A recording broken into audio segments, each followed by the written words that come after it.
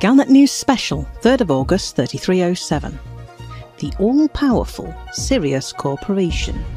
The recent allegation that the Sirius Corporation is helping to deliver the new Onionhead gamma strain to market is the latest in a string of accusations levelled against the company that indicate that Sirius may be out of control. In this episode, we look back at the history of the Sirius Corporation.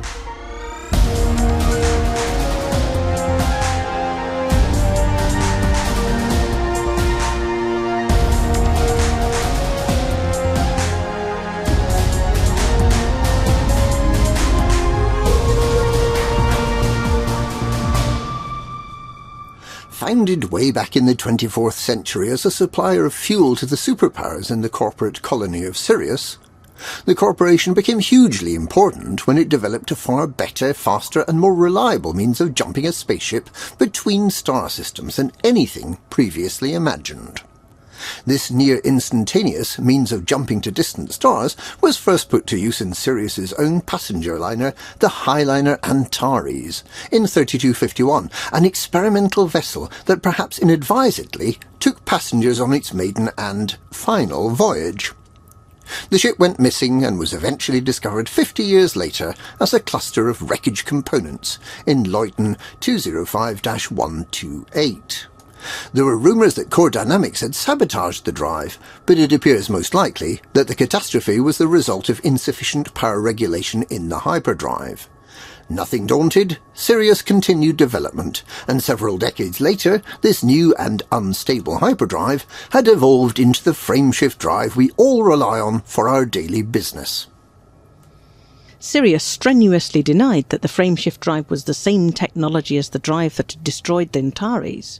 And to some extent this assertion was validated when it was discovered that the development of the frameshift drive had been given a massive boost when details of a reverse-engineered Thargoid hyperdrive fell into Sirius hands in the 3270s.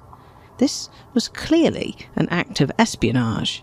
It is believed that it was the shadier parts of the Alliance that did all the hard work on analysing the Thargoid technology, including conducting highly dangerous experiments using brave test pilots.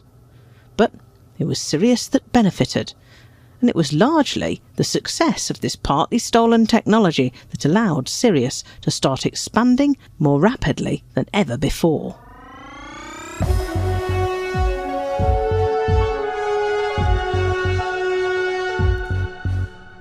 Sirius has long had a militia, Sirius Navy.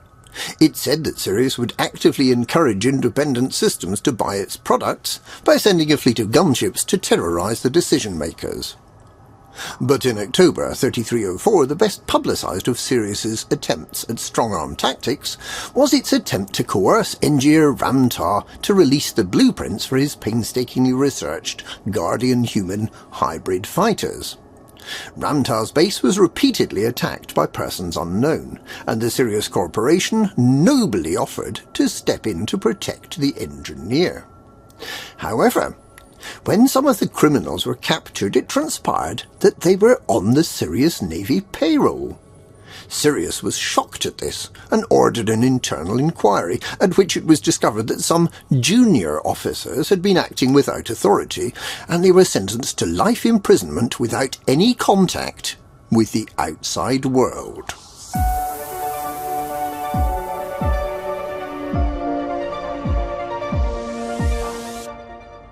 Despite the theft of Alliance Thargoid technology, the expansionist alliance under Prime Minister Edmund Mahon has been keen to work with Sirius.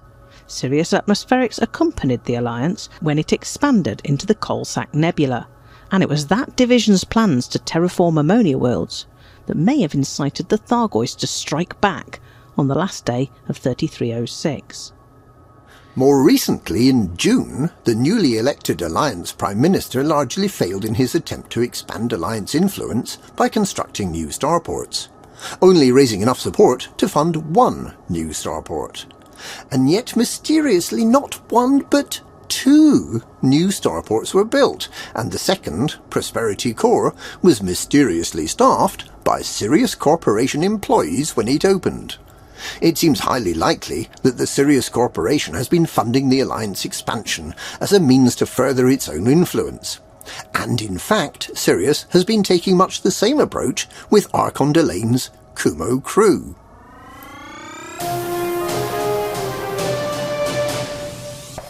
When Archon Delane crashed the Galactic Summit in the Sirius system in January, Sirius Corporation Chairman Lee Young-rui welcomed him in.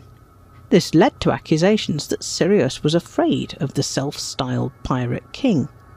But in retrospect, it seems that Sirius might have had a business proposition in mind. When the Kumo crew sought to expand from the Pegasi sector to all parts of the bubble, and even into Colonia, it was the Sirius Corporation that acted as enabler and that established subsidiaries in the majority of the new stations.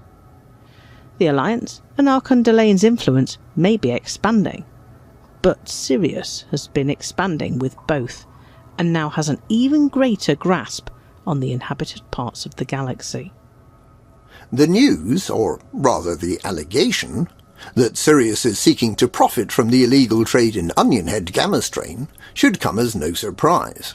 It may even be that Sirius developed the drug, and that the Blue Viper crew are nothing more than a cover story to explain why Archon Delane suddenly has a high-volume, high-profit narcotic that he can sell through intermediaries in a number of anarchic industrial systems. The extremely rapid availability of the drug after it had been announced suggests a powerful, well-connected and capable backer for the project.